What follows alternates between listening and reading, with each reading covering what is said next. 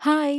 இன்னைக்கு வந்து பிரேக்ஃபாஸ்ட்டுக்கு கிரிஸ்பி தோசை வித் கார சட்னி தான். என்னடா கிரிஸ்பி தோசைன்னு சொல்றேன்னு பார்க்குறீங்களா? ஆதியக்குட்டி இன்னைக்கு வந்து கிரிஸ்பி தோசை டே அப்படின்னு வச்சிருக்காரு. எதுக்குன்னா, நம்ம ஃபர்ஸ்ட்டு ஊத்துற தோசை எப்பவுமே கிரிஸ்ப்பா இருக்கும்.